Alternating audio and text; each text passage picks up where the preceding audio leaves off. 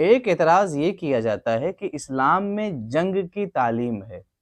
اسلام اپنے ماننے والوں کو جنگ کی تعلیم دیتا ہے۔ میں یہ کہتا ہوں کہ یہ اعتراض اسلام پر ہو ہی نہیں سکتا۔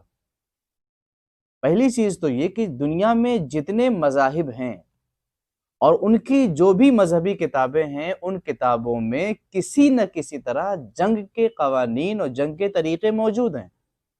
دنیا میں جتنے مذاہب کے ماننے والے لوگ موجود ہیں، ان کی تاریخ اٹھا کر دیکھیں اور ان کی کتابیں اٹھا کر دیکھیں، ان کے یہاں باقاعدہ جنگ کی تعلیم بھی ہے اور طریقہ بھی بتایا گیا ہے۔ تو یہ اعتراض صرف مسلمانوں پہ اور اسلام پہ نہیں ہو سکتا، یہ اعتراض تو سارے مذاہب پہ ہوگا۔ دوسری چیز یہ کہ دنیا میں آج جتنے ممالک ہیں، انہوں نے اپنی سرحدوں کی حفاظت کے لیے باقاعدہ فوج رکھی ہوئی ہے، اور ان کو باقاعدہ اسی کام کے لیے تیار بھی کیا جاتا ہے کہ وہ سرحدوں کی حفاظت کرے، اپنے تن من دھن کو قربان کر کے، رات دن اپنی نیندیں بھی قربان کر کے وہ لوگ سرحدوں کی حفاظت کرتے ہیں۔ تو عقائد و نظریات کی سرحد تو اس سے زیادہ اہم ہے، اور اس کی حفاظت تو ہر مذہب نے اپنے اپنے اعتبار سے کی ہے۔ تو اسلام کے متعلق یہ اعتراض کرنا کہ اسلام میں جنگ کی تعلیم ہے، بودھ کو یہ حق نہیں کہ وہ اسلام پر اس سلسلے میں اعتراض کرے، عیسائی کو یہ حق نہیں کہ وہ اسلام پر اس سلسلے میں اعتراض کرے، یہودیوں کو بھی حق نہیں ہے کیونکہ ان کے ہاں جنگ کی تعلیم موجود ہے۔ اسی طرح سے جینزم کو بھی حق نہیں پہنچتا کہ وہ اسلام پر اس کے متعلق اعتراض کرے۔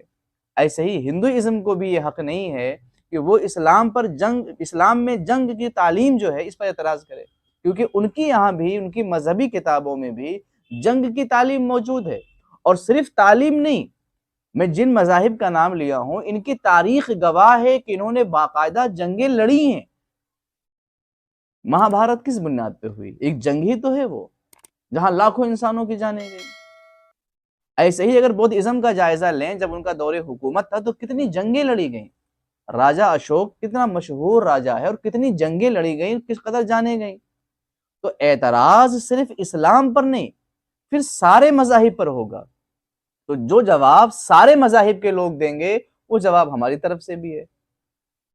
ہاں، اتنی بات ضرور یاد رکھیں کہ دنیا میں جو جنگ کی تعلیم ہے دنیا کے مذاہب میں، اور اسلام میں جو ہے، اس میں دونوں میں فرق ہے، طریقے میں بھی فرق ہے۔